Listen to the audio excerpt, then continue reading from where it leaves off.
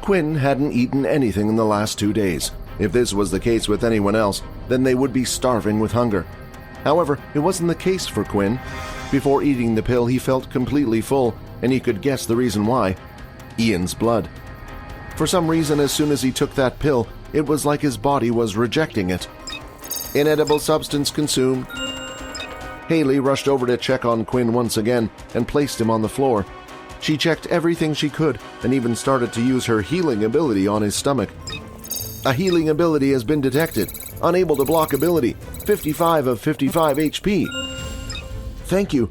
I feel much better, Quinn said. Your hunger grows. Did you find out what's wrong with the boy? Faye asked. Not yet, Haley replied, but I would need to take him back to the doctor's office when I get back. Blood bank used. 90 of 100 milliliters. You are no longer hungry. Are we ready to head off now? Leo said, staring in the direction of Quinn. Is he looking at me? Can't be right, he is blind after all. Now you two, Faye said, looking at Vorden and Quinn. When we head back, I want a detailed report of what happened. Although we have already heard the other side of the story, we would like to hear yours, so it matches up. You mean you know someone pushed us into the portal? Vorden asked. Yes, the second year who was responsible came forward and admitted it. General Duke is dealing with his punishment as we speak. The group started to walk around the training center, with the kids in the center and Faye leading the front. Behind them was Leo, and now Quinn was sure of it. Leo was staring at him intently. Could Leo have discovered Quinn now had an ability? But if so, why wasn't he saying anything? When we're back at the school, let's have a talk, just you and me. I promise I won't hurt you, he whispered. Finally, they had reached the reception room. At the desk, there was a computer with a passcode machine next to it. Faye input the code which allowed her to turn and log into the computer. After she typed away a few things, a large mechanical sound could be heard coming from the direction of the arena. The group returned from where they had just come, and this time when entering the stadium, rather than just the plain flooring on the arena floor, out from underneath, a large portal had been lifted and placed there. As the group walked closer to the portal, Quinn was beginning to hear his heart beat louder, and he wasn't the only one. What's wrong, boy? Leo said. It's nothing, he replied. But it was a lie. After throwing up the food pill, it was clear to him that his body had changed after the last evolution. He could eat food, and now he couldn't. So what about other changes?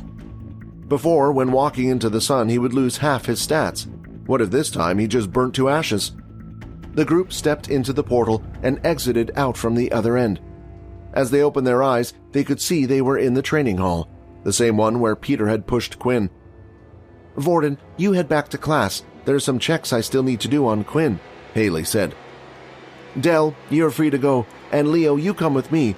We will report this back to Nathan, telling him the mission is a success, and I'm guessing he will decide what to do with the true dream body. The students were currently in the middle of their classes. Layla was sitting in her seat, hitting her pen constantly on her table. She moved it up and down in the middle with her fingers. It was something she would do whenever she had something on her mind. As soon as classes were over and she entered the hallway, she could hear all the other students mumbling away. Did you hear? Apparently the missing students are back. Are you sure?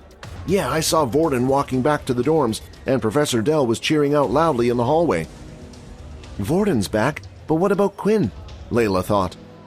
She immediately rushed over to the boys' dorm to see if the rumors she heard were true. She gathered her courage and knocked at the door. A few seconds later, and the last person she wanted to see had opened it. It was Vorden. Look, let me just get to Chase. Where is Quinn? Vorden smiled as soon as he saw who was at the door. He's at the doctor's office. Thank you, she said as she rushed off. Wait! Vorden shouted. As she turned around, she could still see a huge grin on his face. You're not the only one that knows anymore, he said. What do you mean? Layla asked. Vorden then started to walk over to her slowly. The grin on his face was beginning to get creepier by the second. I'm saying you're no longer special and not needed by him anymore because I know.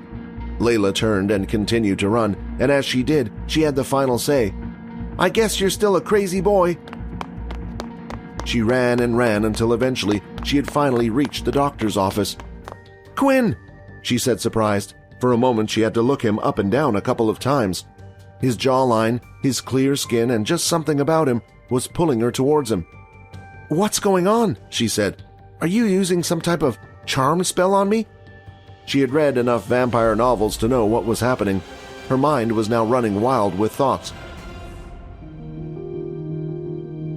Hi, Quinn here. Wondering what happens next?